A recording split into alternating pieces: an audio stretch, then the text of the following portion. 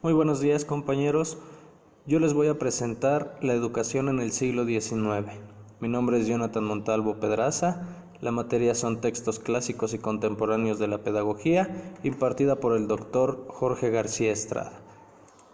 Bueno, para hablar de la educación del siglo XIX, habría que transmitirnos primero a todo lo que fue México durante el año 1800.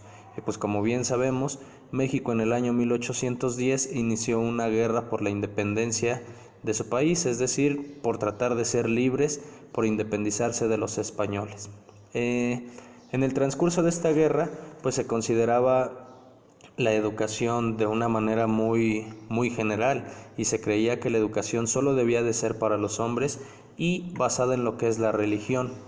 En 1813 surge un personaje de nombre José María Morelos, quien escribe un texto llamado Los sentimientos de la nación. En él nos dice que la parte fundamental del país es combatir la ignorancia. Debido a que existía una guerra de independencia, es decir, una guerra contra otro país, pues eso fue un obstáculo para que la educación fuera creciendo. Cuando da fin esta guerra, que es en 1821, el país se encuentra inmerso dentro de actividades o dentro de situaciones complicadas para él. El primero es tuvo como objetivos establecer un gobierno, puesto que alguien tenía que dirigir al país.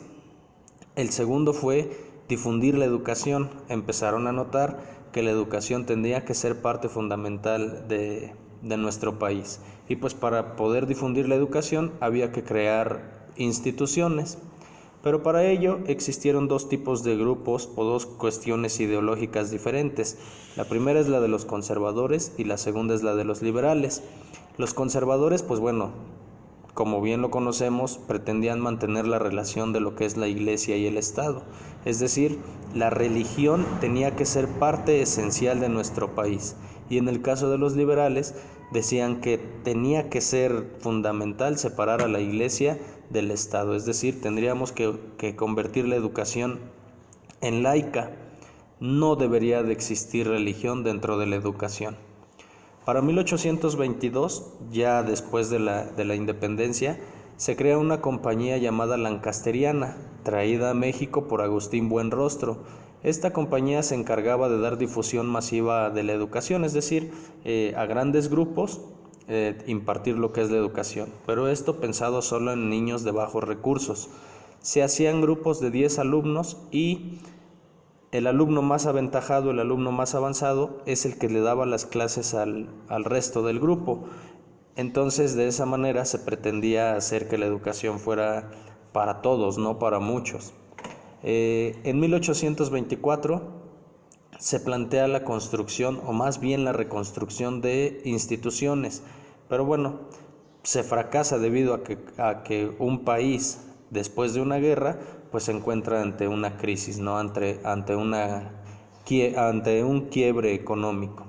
Ya existía la educación superior y la media superior, y se pretendían crear escuelas municipales y escuelas de conventos en donde la instrucción era de las primeras letras, es decir, solo, digamos, se enseñaba a leer y a escribir, pero en ellas solo podían ir quien quería, no tan precisamente quien quería, sino más bien quien podía, es decir, quien tenía el dinero para poder pagar los recursos. Para 1833 se crea la Dirección General de Instrucción Pública, lo que conocimos posteriormente como la educación elemental. En ella, pues ya se introducen lo que son los libros de texto, y todo esto pues gracias a Valentín Gómez Farías y a Luis Mora. En 1843 comienza un periodo llamado Baranda de Reforma, es decir, donde empiezan a reformarse leyes, formas de vida, escuelas, etc. Y los principales precursores fueron Benito Juárez, acompañado de Guillermo Prieto. Como ya sabemos, Benito Juárez implantó lo que son las leyes de reforma, que se dieron el 5 de febrero de 1857.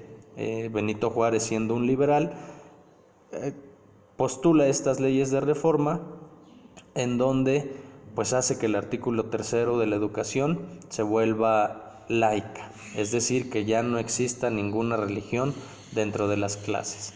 Para ello, pues surgió un descontento por parte de los conservadores en 1861, y al surgir este descontento, pues empiezan a darse nuevamente las peleas entre liberales y entre conservadores debido al gran logro que tuvo Benito Juárez con las leyes de reforma.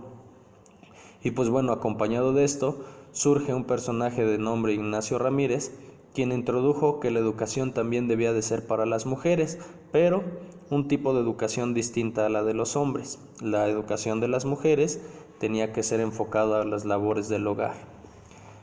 Una de las partes fundamentales de los liberales era erradicar el fanatismo que se propició por la iglesia.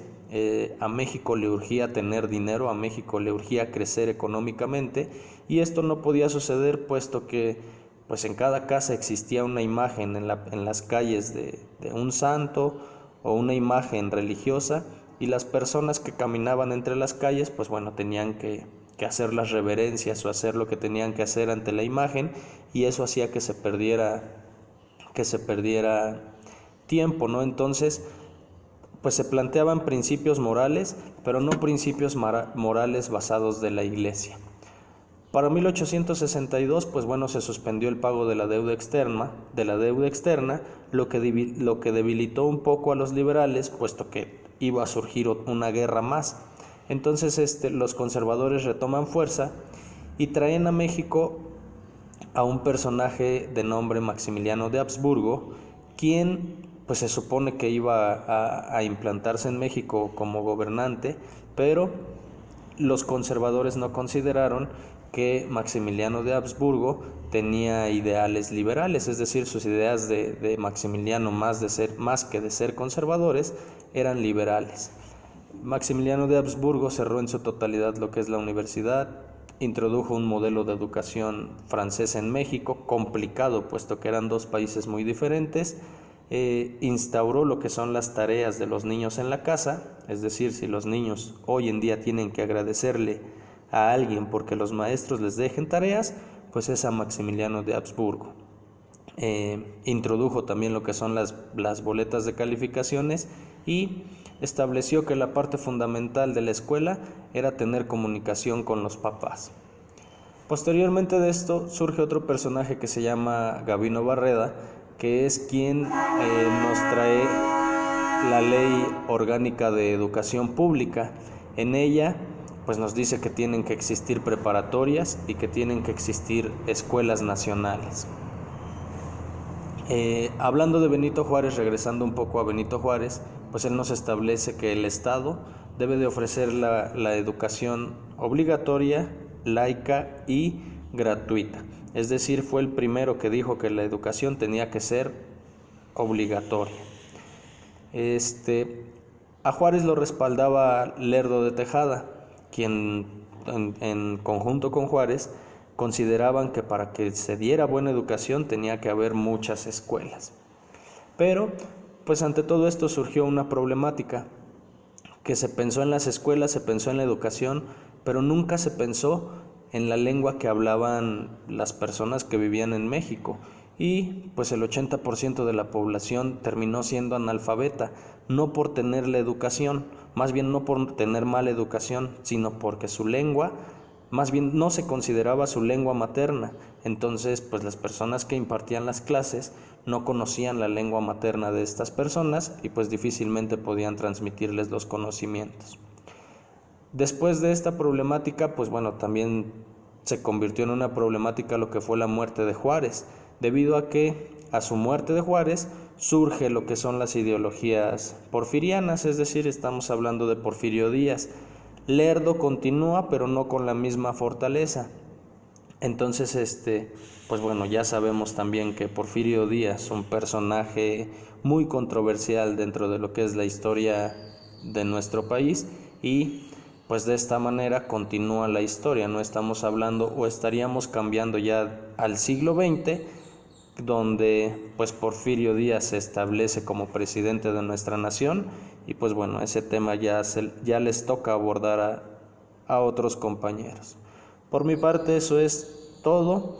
Les agradezco mucho por haber visto este video y por haberlo analizado. Gracias.